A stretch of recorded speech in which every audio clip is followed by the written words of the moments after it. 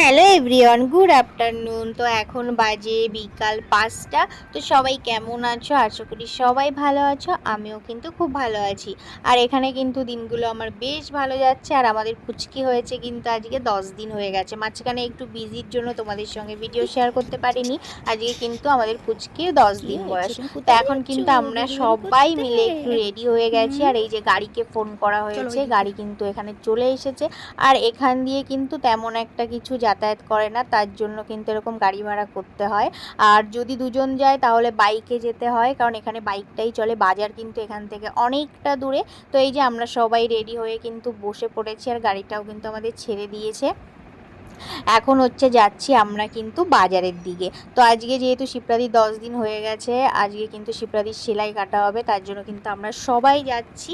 আর দেখো এখানকার পরিবেশটা এতটা সুন্দর, পুরো একদম মানে ঠান্ডা পরিবেশ, নিঝুম, কোনো মানে বেশি আওয়াজ নেই, গাড়ি ঘোড়ার শব্দ নেই, একদম মানে গ্রাম্য পরিবেশ। দেখতে পাচ্ছ চারিদিকটা কতটা সুন্দর। আর এই যে দেখো অনেকটা মানে দূরে দূরে এক একটা বাড়ি, আর চারিদিকে পাহাড় ছোট ছোট, এত সুন্দর লাগে জায়গাটা, কি বলবো। মানে এখানে থাকলে মনেই হবে না, মানে কি বলবো, কোনো না গাড়ির আওয়াজ না কিছু। এখানে কিন্তু প্রত্যেকটা বাড়িতে একটা করে মানে বাইক আছে, যেহেতু বাইক নিয়েই এখানে সব যাতায়াত করতে হয়। তার জন্য কিন্তু সবার বাড়িতে একটা করে বাইক থাকে। এমনিতে লোকাল কোনো আমাদের ওখানে যেমন টোটো, তারপরে অটো চলে, এরকম কিছু কিছু কিছু চলে না এখানে। হ্যাঁ, একটু মেন রোডে গেলে ওখানে কিন্তু বাস চলে।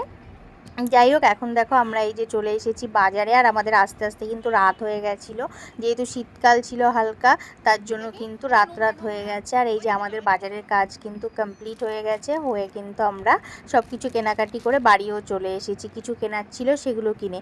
তো দেখো এখানে মনির জন্য একটা ঘড়ি নেওয়া হয়েছে, দেখো তোমাদের দাদাভাই কিনে দিয়েছে। তো যাই হোক, এই যে ঘড়িটা এতটা সুন্দর, ও দেখেই পছন্দ হয়েছে। আর কিন্তু এই যে দুটো জামা নেওয়া হয়েছে, আমার মার মানে টাকা পাঠিয়েছিল, যেহেতু আমি ওখানে আছি। তো মা টাকা পাঠিয়েছিল, বলেছিল পুচকিকে আর মনিকে কিছু কিনে দেওয়ার জন্য, সেটাই কিন্তু কিনেছি।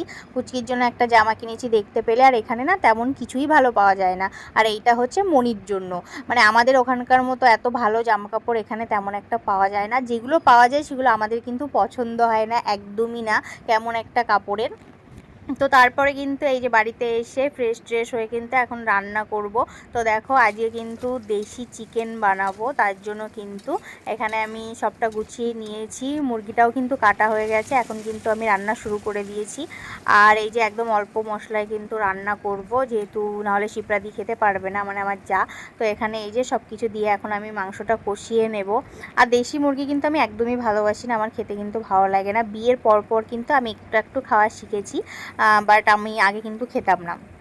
তো এখন এই যে মাংসগুলো কষিয়ে নেব, তারপরে কিন্তু জল দিয়ে দেব। তো যাই হোক, আর হচ্ছে আজকে ভাত হবে, ভাতটা একটু পরে বানাবো, কারণ ভাত হতে বেশি সময় লাগবে না, তো তার জন্য। আর এই দেশি মুরগি হতে অনেকটা টাইম লাগে, যেহেতু একটু শক্ত হয়, তার জন্য। আর আমি কুকারে দেব না, এই গ্যাসে হালকা আছে একদম ঢেকে ঢেকে কিন্তু রান্না করব, তার জন্য অনেকটাই টাইম লাগবে, তাই গরম গরম ভাত তৈরি করব। তো এই যে ফাইনালি দেখো আমার কিন্তু কষানো হয়ে গেছে, আর কষাও প্রায় হয়ে গেছে। এখন কিন্তু আর ২-৪ মিনিট মতো কষিয়ে তারপরে কিন্তু জল দিয়ে দেবো, গরম জল। তো তারপরে কিন্তু আমার রেডি হয়ে যাবে।